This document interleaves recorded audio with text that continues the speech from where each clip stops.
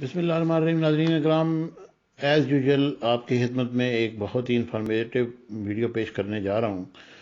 آپ نے پاکستان کے بہت سارے ایسے لوگوں کے بارے میں سنا ہوگا جو کہ بہت زیادہ امیر ہیں اور وہ بڑے خاندان سے تعلق رکھتے ہیں۔ پاکستان میں بہت ساری ایسی فیملیز موجود ہیں جو رائل، امیر اور طاقتور ہیں۔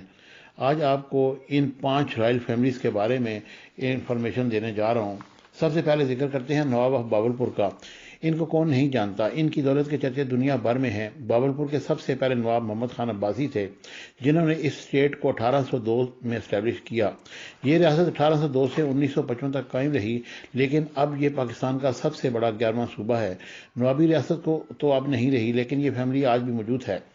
باولپور کے آخری نواب سر صادق محمد خان تھے اور آج اس فیملی کے ہیڈ نواب صلاح الدین عباسی ہیں، جو کہ آخری رولر کے پوتے ہیں۔ یہ اس وقت پاکستان کی پارلیمنٹ کے ممبر ہیں اور یہ 5 دفعہ نیشنل اسمبلی کے ممبر منتخب ہوئے۔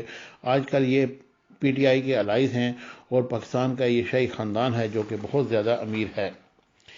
تالپور فیملی۔ تالپور ایک بلوچی قبیلہ ہے۔ اس فیملی نے 1783 سے 1873 تک پورے سندھ پر حکومت کی۔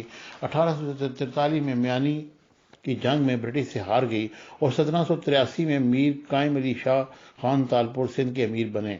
اس فیملی نے 1783 سے لے کر 1955 تک خیرپور پر حکومت کی۔ تالپور کا کہنا ہے کہ انہوں نے 3 اکتوبر 1947 کو قائد اعظم محمد علی جناح سے ایک معاہدہ کیا تھا، جس میں یہ کہا تھا کہ خیرپور کے 16,000 ہیکٹر فٹ کے علاقے میں ان کی حکومت ہوگی، لیکن ہر سیکٹر میں حکومت کے ساتھ تعاون کریں گے، لیکن اس کا کوئی ثبوت نہیں۔ 1955 سے خیرپور صوبہ سندھ کا ایک شہر ہے۔ خیرپور کے آخری رولر میر محمد خان مراد تھے اور آج ان کے بیٹے میر مہدی رضا اور اس فیملی کے سربراہ ہیں، اور یہ پاکستان کا شاہی خاندان جو کہ بہت زیادہ اہمیت کا حامل ہے۔ خان آف کلات۔ یہ ایک بلوچ فیملی ہے۔ ان کو خان آف کلات بھی کہا جاتا ہے۔ اصل میں یہ بلوچستان کے ایک علاقے خانہ کلات کے رولر تھے۔ ان کی تاریخ 1666 میں مغل سلطنت کے بادشاہ اکبر کے دور میں شروع ہوئی تھی۔ یہ 1839 تک اس علاقے کے حکمران رہے، پھر برٹش نے یہاں آ کر ایک الگ اسٹیٹ بنا دی۔ 1955 تک یہ ایک نوابی ریاست رہی جس پر خان آف کلات کی حکومت تھی۔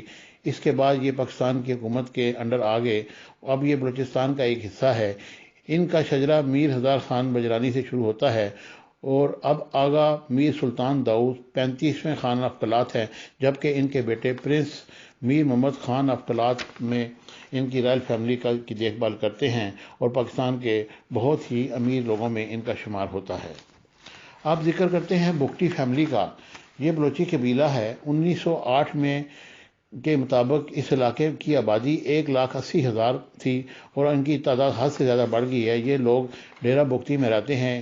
اس فیملی کے سربراہ نواب شہباز خان بگٹی سے جو 1927 میں پیدا ہوئے۔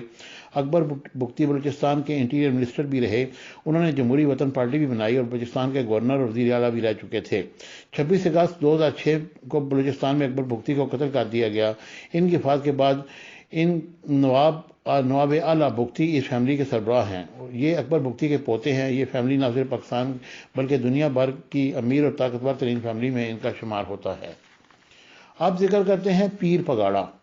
غور فیملی کے لیڈر ہیں۔ یہ ایک صوفی مسلم فیملی ہے جو نسلوں سے سندھ کے اندر مسلمانوں کے اسپرچل لیڈر ہیں۔ 1831 میں برٹش راج کے دور میں پیر پگاڑا نے ہور کو بنایا تھا، جس کا مقصد انگریزوں سے غلامی کا نجات تھا۔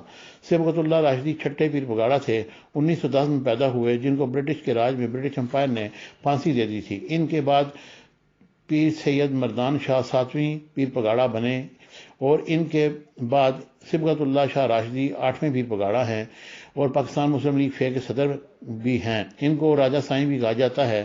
یہ 3 بار سندھ اسمبلی میں منتخب ہو چکے ہیں اور صوبائی وزیر بھی رہ چکے ہیں۔ یہ فیملی سندھ کے اندر بہت زیادہ پاور رکھتی ہے۔